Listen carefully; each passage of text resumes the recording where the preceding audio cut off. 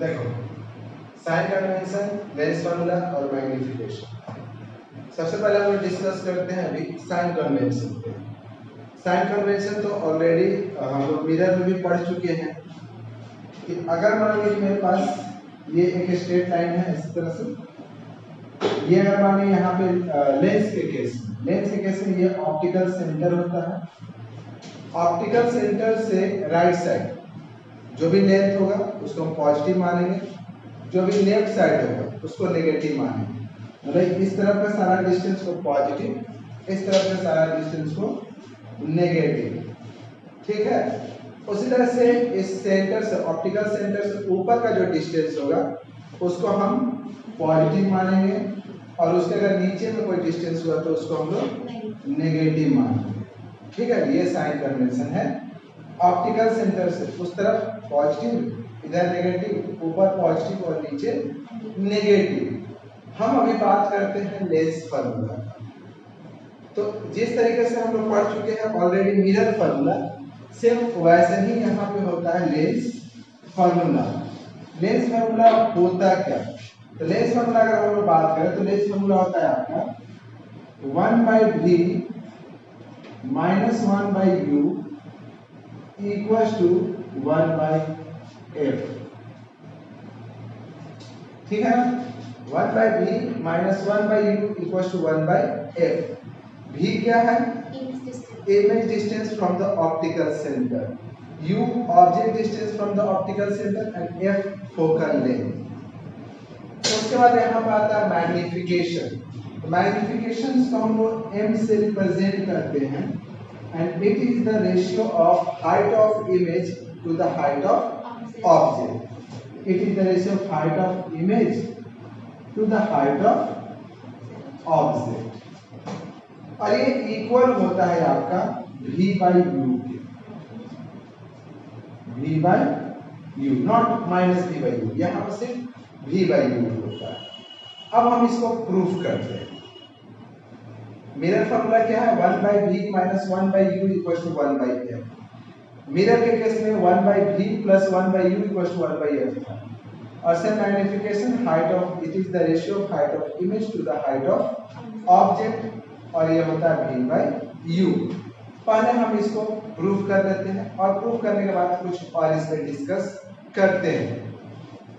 कल हम लोग पिछले क्लास में हम तुमको बताया होंगे कि अगर हम मान लें कि कॉन्वेक्स लेंस लेते हैं, और कॉन्वेक्स लेंस में इमेज का फॉर्मेशन किस तरीके से होता है, तो फिर हम क्या करते हैं ना कि सेम यहाँ पे हम ऐसे ले लेते हैं। उसके बाद यहाँ से एक प्रिंसिपल एक्सिस लेते हैं। ये मेरा क्या होगा? Optical centre. यहाँ पे क्या ले लेंगे? फोकस। यहाँ पे क्या ले लेंगे? सी। इधर ले लिए सी f', और फिर यहाँ पे ले लिए C', ठीक। हम मान लेंगे एक ऑब्जेक्ट को रखते हैं बियॉन्ड सी। बियॉन्ड सी रखे तो सबसे पहले क्या होगा कि एक रे गया पैरेलल, जो पैरेलल गया वो कहां से पास करेगा? फोकस से। दूसरा गया आपका कहां से? पोल से। तो जो पोल से जाएगा वो सीधा निकल जाएगा, है ना? ऐसे क्यों? अब यहाँ पे ऑब्जेक्ट को हम कहाँ रखे हैं? बियॉन्ड सी। इमेज कहाँ बना? तो बिटवीन सी एंड एफ, यहाँ पर गया। अब हम यहाँ पर फाइनली एक लेंस बना लेते हैं, इस तरीके से कॉन्वेक्स लेंस बना। क्लियर? ऐसे आप ऐसे भी रहने दीजिए, कोई दिक्कत तो नहीं है, ठीक है। अब हम क्या करते हैं कि यहाँ से ऑब्जेक्ट को मान लेते हैं ए बी। ए बी क्या है? मेरा ऑब्जेक्ट है, और इसका इमेज जो बना है वो क्या बना है? a' b', ठीक है। a' b' क्या है? मेरा इमेज है, और ए बी मेरा ऑब्जेक्ट है। अब यहाँ से OF' फोकल लेंथ है, OF' फोकल लेंथ है, उसी तरह से ओ से लेकर के ए तक के डिस्टेंस को हम लोग इमेज डिस्टेंस कहेंगे, ऑब्जेक्ट डिस्टेंस। ओ से लेकर के ए तक के हम लोग ऑब्जेक्ट डिस्टेंस कहेंगे और ओ से ए डैश तक के डिस्टेंस को हम लोग इमेज डिस्टेंस कहेंगे। अब हमको यहाँ पे इस फार्मूला को प्रूफ करना है। तो प्रूफ करना है तो जस्ट लाइक कि हम लोग जिस तरीके से मिरर फार्मूला प्रूफ किए थे वैसे ही यहाँ पे हम लोग लेंस फार्मूला भी प्रूफ करेंगे। तो उसके लिए हम लोग सबसे पहले दो ट्रायंगल लेते हैं। एक ट्रायंगल हम ये वाला लेते हैं,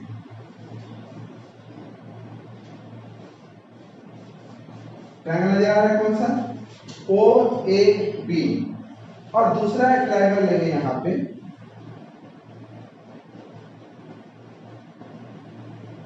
ये वाला, ठीक है ना। तो हम लोग अगर देखें कि इन दोनों ट्रायंगल में ये एंगल इस एंगल के बराबर है, लिख देते हैं हम यहाँ पे कि इन ट्रायंगल ए बी, या ऐसे लेते हैं O A B and triangle O A dash B dash, ठीक है। तो उसमें हम क्या देख रहे हैं कि ये एंगल जो है इस एंगल के बराबर है, तो हम लिखेंगे यहाँ पर angle A O B equal है एंगल आपका A dash O B dash. क्यों? वर्टिकल अपोजिट एंगल, ठीक है ना। ये वर्टिकल अपोजिट एंगल आपस में इक्वल होता है। फिर सिमिलर ये आपका राइट एंगल है और यहाँ पे ये आपका राइट एंगल है। तो हम लोग लिख सकते हैं कि angle O A B equals to angle O A dash B dash, right angle, ठीक है। राइट एंगल हो गया। अब दो एंगल आपका बराबर है। अगर किसी भी ट्रायंगल का दो एंगल अगर बराबर होता है तो हम कहते हैं कि दोनों ट्रायंगल आपस में क्या है, सिमिलर है। तो हम यहां से लिख सकते हैं कि from angle triangle O A B similar to triangle O A dash B dash. अब जब दो ट्रायंगल आपस में सिमिलर है तो करस्पॉन्डिंग साइड का रेशियो इक्वल होगा। इसका मतलब आपका हम लोग लिख सकते हैं कि ओ ए बाय में ओ ए डैश इक्वल्स टू, अगर हम यहां से लिखे ए बी तो यहां से क्या लिखेंगे ए डैश बी डैश लिख सकते हैं। अगर हम ओ ए को क्या कर रहे हैं, ऑब्जेक्ट डिस्टेंस, ऑब्जेक्ट डिस्टेंस को हम लोग क्या लिखेंगे, ओ ए को हम लोग लिखेंगे माइनस यू, ओ ए इस तरफ है ना, ऑप्टिकल सेंटर से ये लेफ्ट साइड है, तो यहां पे लिखेंगे minus u, O A dash, तो ये हो गया इमेज डिस्टेंस, इसको लिखेंगे हम लोग भी। उसके बाद ए बी क्या है आपका, हाइट ऑफ ऑब्जेक्ट, और फिर यहां पे लिखेंगे A dash B dash, height of image. लेकिन देखिए ऑप्टिकल सेंटर से वो नीचे की तरफ गया है, ये ऊपर गया तो प्लस, वो नीचे गया तो माइनस, है ना, देख सकते हैं। इसका मतलब ये माइनस लिख देते हैं, ये माइनस तो ऊपर चल जाएगा, इसका मतलब दोनों तरफ से माइनस माइनस आपका कैंसिल हो जाएगा। इसका मतलब आपका क्या गया, u by v equals to height of image, नहीं height of object by height of image. इसका हम लोग बाद में मैग्निफिकेशन में यूज करेंगे। देखो यहाँ पर लिखा हुआ है ना, अगर हम इसको उल्टा कर दे तो v by u equals to क्या आ जाएगा, height of image by height of object. इसका डिनोमिनेटर को न्यूमरेटर में, न्यूमरेटर को डिनोमिनेटर में लाए, ये भी तो उल्टा हो जाएगा। ये आपका प्रूफ हो गया। कि v by u equal to height of image by height of object. अब क्या करते हैं कि एक दूसरा ट्रायंगल लेते हैं। दूसरा ट्रायंगल लेते हैं, अब यहाँ पे हम एक ले लेते हैं ऐसे ओ एम, इसको ओ एम ले लेते हैं और यहाँ पे एफ है, इस एफ को ऊपर लिख देते हैं। अब दो ट्रायंगल कौन सा लेंगे, तो एक ट्रायंगल हम लेंगे ये वाला, ठीक है ना। मतलब एक ट्रायंगल लेंगे एफ ओ एम और दूसरा ट्रायंगल लेंगे F A dash B dash, ठीक है, दो ट्रायंगल। तो फिर हम यहां पर लिख देते हैं कि in triangle F O M and triangle F A dash B dash. फिर वहां पे अगर हम उन दोनों ट्रायंगल को देखें, ये एंगल देखिए आपका, ये एंगल इस एंगल के बराबर है ना। ये ट्रायंगल अगर मान लो कि यहां से ये ट्रायंगल है, ये एंगल इस एंगल के बराबर है। क्यों एंगल बराबर है, वर्टिकली अपोजिट एंगल। तो हम लोग लिखेंगे यहां से कि angle O F M equals to angle A dash F B dash. क्यों, वर्टिकल अपोजिट एंगल। और एक एंगल तो राइट एंगल तो है ही, तो हम यहां से राइट एंगल, देखिए ये एंगल और ये एंगल राइट एंगल। तो हम यहां पे नीचे में क्या लिखेंगे, लिखेंगे कि एंगल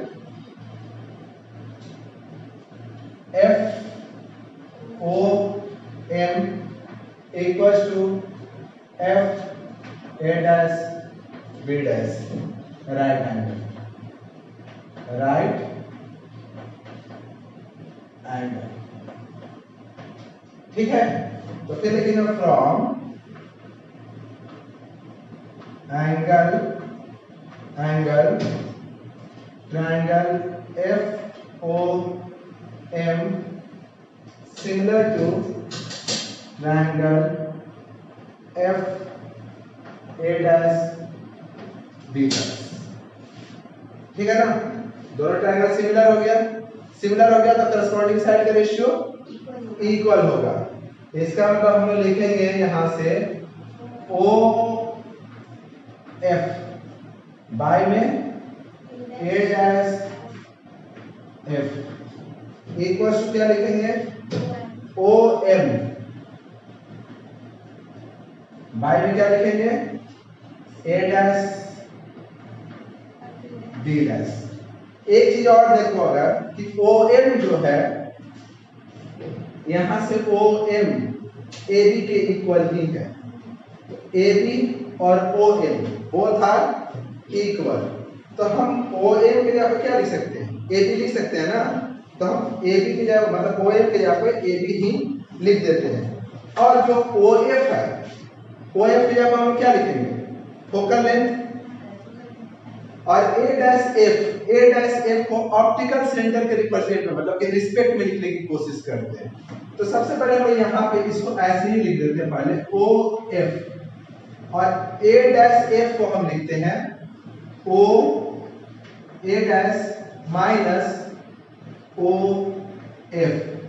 और इसके जगह पर लिख देते हैं ओ एफ की जगह पर लिख देते हैं यहाँ पे हम ए बी और बाई में लिख देते हैं ए डैश बी डैश। क्लियर। तो कुल मिलाकर हम देख रहे हैं कि अब यहां से ओ एफ क्या है मेरा, अच्छा छोड़िए, इसको हम इक्वेशन 2 मानते हैं और यहां पे जो आया था ना इसको इक्वेशन 1 मानते हैं, इसको इक्वेशन 1, इसको इक्वेशन 2। तो लिखेंगे फ्रॉम, देखो फ्रॉम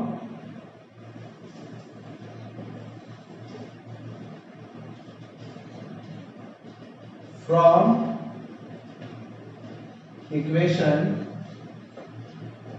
1 and 2 इक्वेशन 1 और 2 से।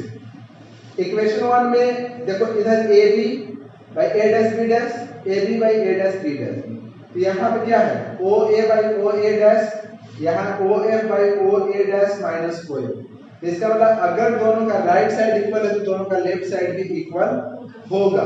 इसका मतलब हम यहाँ से डायरेक्ट लिखेंगे ओ ए बाई में ओ ए डैश इक्वल्स टू, फिर यहां से लिखेंगे ओ एफ बाई में ओ ए डैश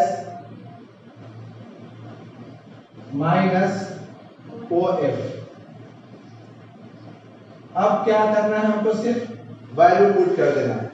ओ ए को हम लोग क्या लिखेंगे, ऑब्जेक्ट डिस्टेंस, तो हम यहां से लिखेंगे u, है ना। ओ ए को क्या लिखेंगे u, minus u plus u, minus u. O A dash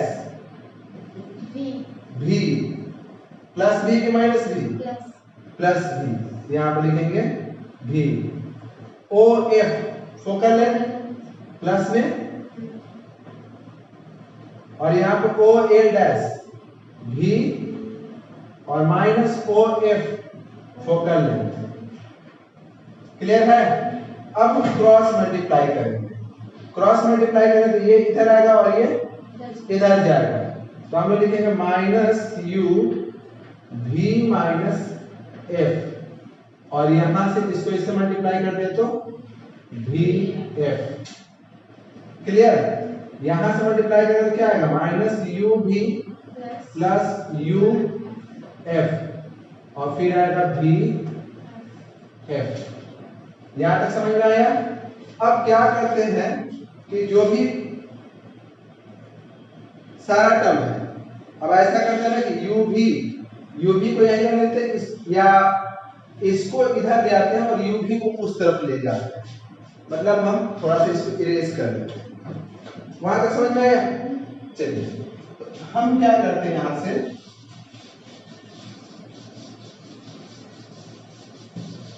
देखो, तो मेरा वहां से आया था माइनस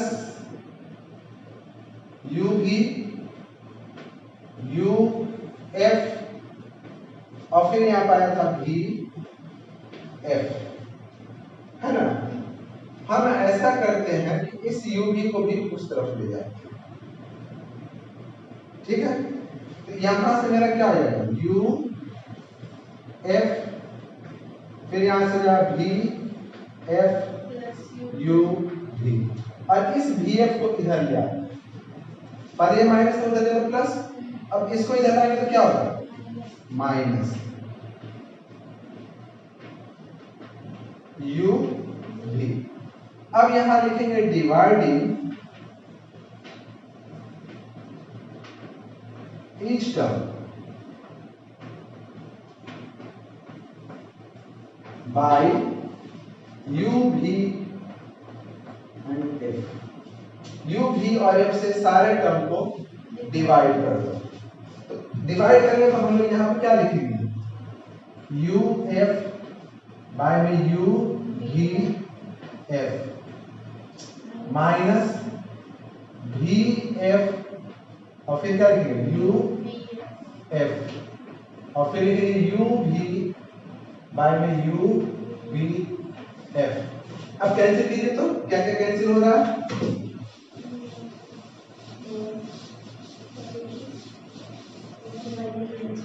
यहां से u कैंसिल हो गया, f से f कैंसिल हो गया, f से f कैंसिल, v से v कैंसिल, u v, बच क्या गया आपका, बच गया 1 by v minus 1 by u equals to 1 by f। और इसी को हम लोग क्या कहते हैं mirror lens formula, lens formula, ठीक है ना।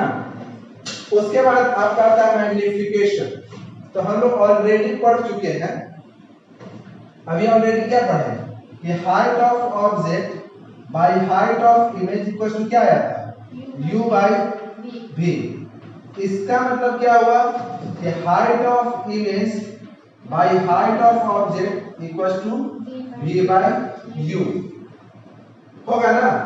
अच्छा, उसके बाद मैग्निफिकेशन, मैग्निफिकेशन होता है it is the ratio of height of image to the height of object. उसको आल्सो हम लोग कह सकते हैं कि it is the ratio of distance of image, मतलब image distance by the object distance.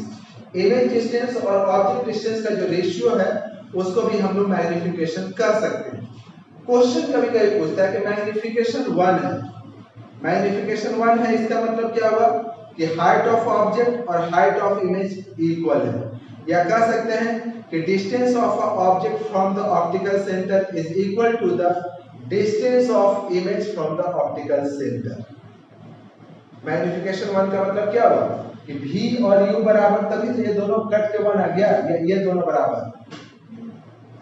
Magnification अगर 1 से ज्यादा होता है तो इसका मतलब इमेज जो है बड़ा बनेगा। मैग्निफिकेशन 1 से छोटा बनता है तो इसका मतलब कि छोटा बनेगा। मैग्निफिकेशन जितना बड़ा, इसका मतलब कि इमेज उतना लार्जर बनेगा as compare to the object. और मैग्निफिकेशन 1 से जितना छोटा बनेगा इसका मतलब वो उतना स्मॉलर बनेगा as compare to the object. Clear.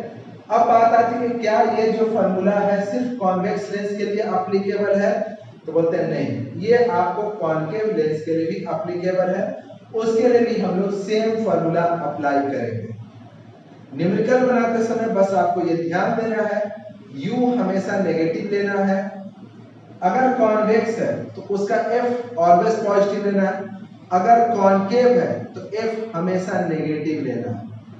अब बाकी तो आपका अगर v, यहाँ पर अगर v नेगेटिव आता है तो वर्चुअल इमेज है, v अगर पॉजिटिव आता है तो रियल इमेज है।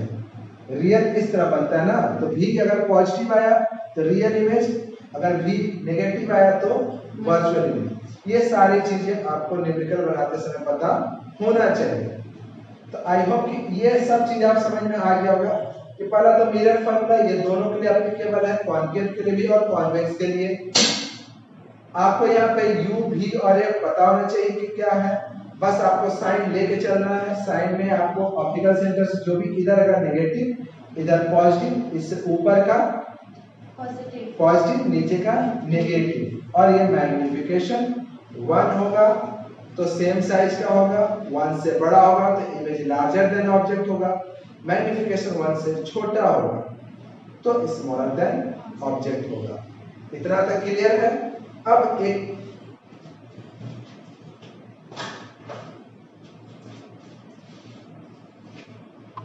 पावर ऑफ लेंस, तो अभी तक हम लोग देखे हैं कि लेंस फार्मूला और मैग्निफिकेशन। अब हम लोग थोड़ा सा पावर ऑफ लेंस को समझते हैं। देखो लेंस में हम ऑलरेडी पढ़ चुके हैं कि लेंस की एबिलिटी होता है कि जो भी लाइट आता है या तो उस लाइट को कन्वर्ज करता है या तो डाइवर्स करता है। कन्वर्ज और डाइवर्स आप ऑलरेडी पहले पढ़ चुके हैं। अब एक लेंस जो है लाइट को कितना कन्वर्ज करेगा या कितना डाइवर्स करेगा वो उसके पावर पे डिपेंड करता है। उसके पावर, जितना ज्यादा पावर होगा लाइट को उतना ज्यादा वो कन्वर्स या डाइवर्स कर सकता है, जितना कम पावर होगा वो लाइट को उतना कम डाइवर्स या कन्वर्स करेगा। मतलब कि अगर मान लिए कि एक लाइट ऐसे जा रहा है, लेंस पे टकराया और टकराने के बाद हो सकता है कि ये थोड़ा सा ऐसे हुआ, अपने पास से इतना थोड़ा सा वो मुड़ा। अगर उसका पावर थोड़ा और होता तो हो सकता है कि ये थोड़ा और ज्यादा एंगल से बेंड करता, पावर और थोड़ा ज्यादा तो हो सकता है कि फिर वो थोड़ा और ज्यादा एंगल से बेंड करता। ये अपने पास से वो कितना डाइवर्स या कन्वर्स करेगा ये डिपेंड किस बात पे करता है, तो लेंस के पावर पे। पावर जितना ज्यादा हो वो लाइट को उतना ज्यादा कन्वर्स या डाइवर्स कर सकता है। अब बात आती है कि ये जो पावर है या जो एबिलिटी है कन्वर्स या डाइवर्स करने का लाइट को, कि लाइट को कितना कन्वर्स या डाइवर्स करेगा कोई भी लेंस, वो किस बात पे डिपेंड करता है, तो ये डिपेंड करता है लेंस के फोकल पे, फोकल लेंथ पे। किसी लेंस का फोकल लेंथ जितना ज्यादा होगा उसका पावर उतना कम होता है, और जिस लेंस का फोकल लेंथ जितना कम होगा पावर उतना ज्यादा होगा। इन शॉर्ट अगर हम पावर को डिफाइन ही करें तो पावर को डिफाइन करते हैं, it is the reciprocal of focus या फोकल लेंथ। बोले ना कि जितना ज्यादा फोकस उतना कम पावर, और जितना कम फोकस उतना ज्यादा पावर। मतलब कि एक दूसरे का, ये दोनों क्या होता है, पावर और फोकल लेंथ एक दूसरे का रेसिप्रोकल होता है। तो पावर को हम लोग रिप्रेजेंट करते हैं P से, and power is defined as it is the reciprocal of focal length where F is in metre. हमेशा आपको जो फोकल लेंथ लेना हो किस में लेना है, मीटर में लेना है। तो उस केस में जो रेसिप्रोकल ऑफ फोकल होगा, फोकल लेंथ होगा, उसी को पावर है। अब इसको देखकर तो समझ ही नहीं आ रहा ना कि अब नीचे में जितना ज्यादा वैल्यू रखोगे उतना ये शॉर्ट होते जाएगा, पावर जो उतना कम होते जाएगा, और जितना ज्यादा इसका मतलब कि जितना कम फोकस लेंगे पावर उतना ज्यादा होगा। तो आप इसको ऐसे समझ लीजिए, ये पावर ये फोकस, सही है। फोकस घटेगा तो पावर बढ़ेगा, और फोकस अगर ऊपर जाएगा तो पावर, फोकस अगर फोकल लेंथ बढ़ेगा तो पावर घटेगा। अब इसको और थोड़ा समझना है। तो देखो फोकल लेंथ के बारे में ऑलरेडी तुमको क्या बताया था कि जो भी पैरेलल रे होता है आफ्टर द रिफ्रैक्शन जिस पॉइंट से पास करता है या अपीयर टू पास करता है, मतलब ऐसा लगता है कि वहां से पास हो रहा है, उसी को फोकस करते हैं। तो अगर मान लीजिए मेरे पास एक पतला लेंस इस तरीके से, लाइट ऐसे आ रहा, अगर ये लेंस नहीं होता तब तो ये सीधा चल जाता है ऐसे, लेकिन चूंकि लेंस आ गया बीच में, मीडियम चेंज हुआ, तो ये अपने पाथ से थोड़ा सा डेविएट करेगा। तो मान लीजिए हल्का ये मुड़ा और फिर यहां से पास हुआ, जो पैरेलल रे आ रहा था, अब ये मान लीजिए इसका ऑप्टिकल सेंटर O है और यहाँ पे आके मिला, तो पैरेलल रे आफ्टर द रिफ्रैक्शन जहां से मीट किया उसी को क्या कहते हैं। अब दूसरे केस में क्या कहना है कि लेंस को थोड़ा मोटा कर देना,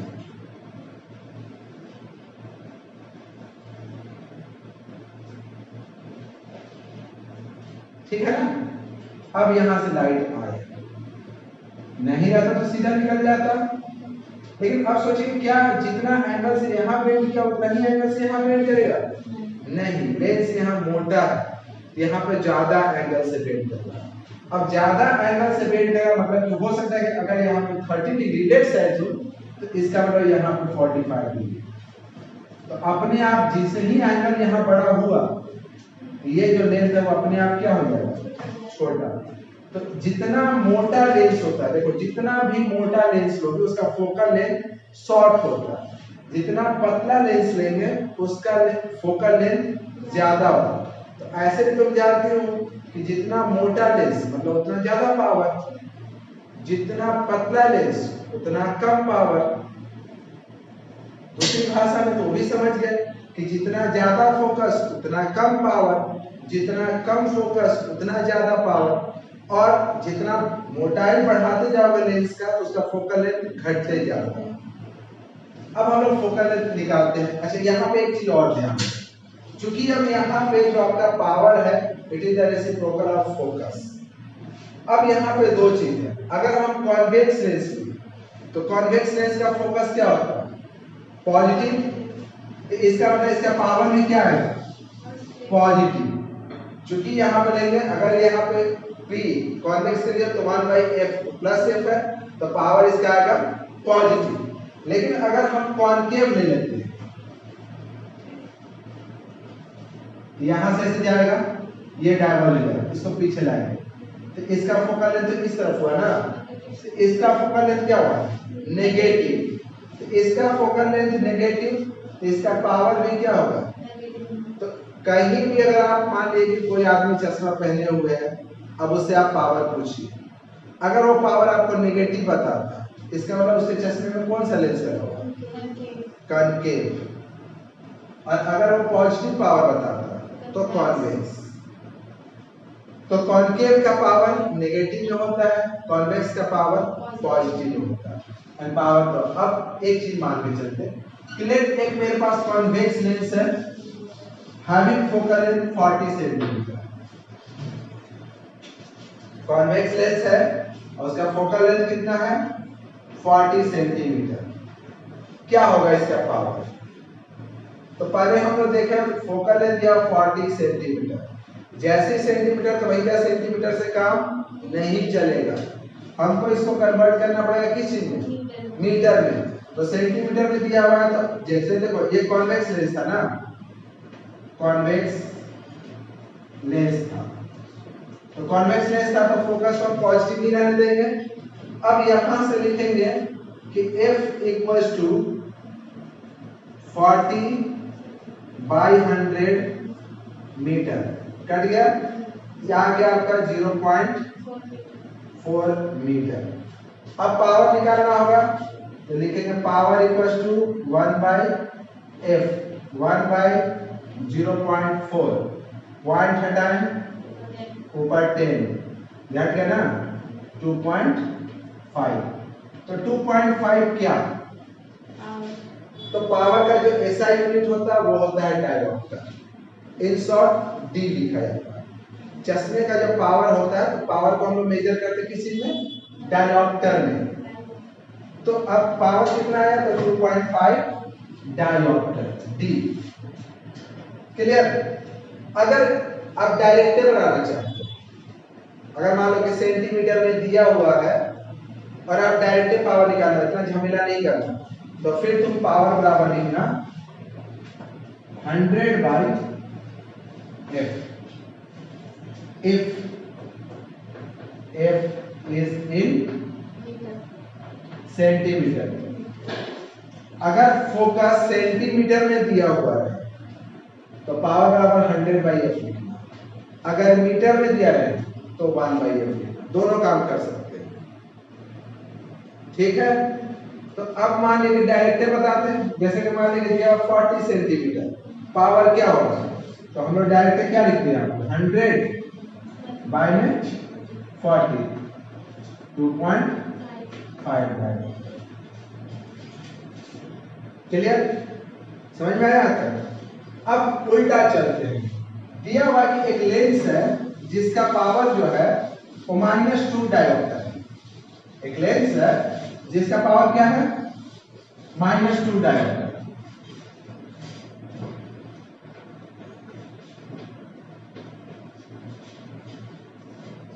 क्या समझ रहे हो इस बात से?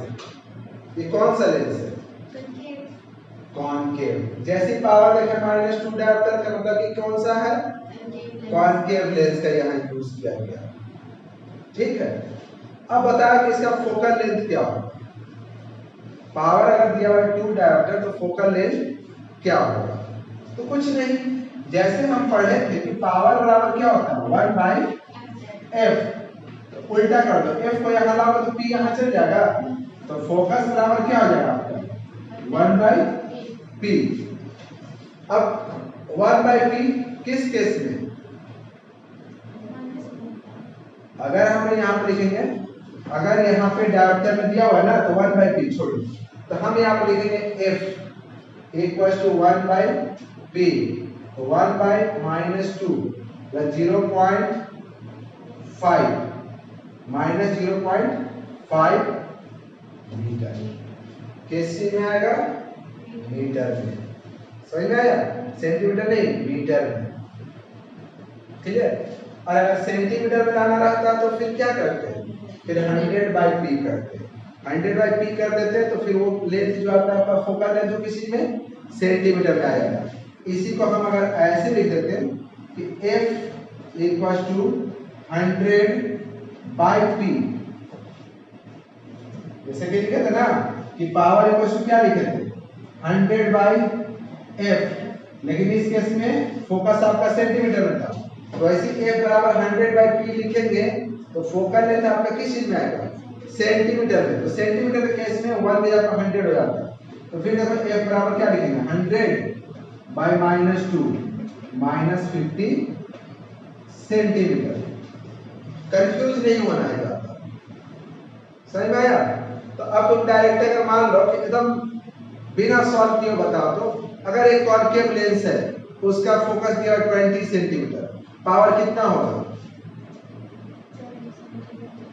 तो सेंटीमीटर में क्या होता है 100/20, तो 100/20 कितना हो गया 5 डायोप्टर। सेंटीमीटर में रहेगा पावर निकालना है -5 डायोप्टर होगा, ठीक है ना। उसी तरीके से अगर मान लीजिए कॉन्वेक्स लेंस है उसका फोकस दिया हुआ है 50 सेंटीमीटर, पावर 50, तो 100/50 2 डायोप्टर। सेंटीमीटर में आएगा तो 100 से उस फोकस को डिवाइड कर देते हैं। तो कुल मिला करके अब हम आपको इसका सॉल्व बता देते हैं, फिर जब हम लोग न्यूमेरिकल सॉल्व करेंगे तो फिर वापस इसको डिस्कस करेंगे। देखिए पहले तो आप पावर इक्वल लिखिएगा 1/f, पावर इक्वल आप लिखिएगा 1/f, कब f इज इन मीटर, और आप f बराबर लिख सकते हैं, उन्हें p बराबर आप लिख सकते हैं 1/f 100/f, कब f जब आपका सेंटीमीटर में हो, ठीक है ना। पावर अगर पॉजिटिव पावर हो इसका मतलब कॉन्वेक्स लेंस, ठीक है, और नेगेटिव पावर हो तो कॉनकेव, ठीक। उसी तरीके से अगर आपको फोकल लेंथ निकालना हो तो लिखेगा 1/p। इस केस में f आपका किस आएगा, f इज इन मीटर, और f बराबर लिख देंगे 100/p।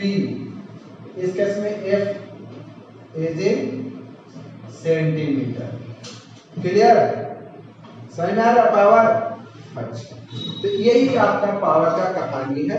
जब हम आगे न्यूमेरिकल पढ़ेंगे तो फिर सॉल्व करेंगे। अब एक लेंस का जो पावर होता है क्या 1 से बड़ा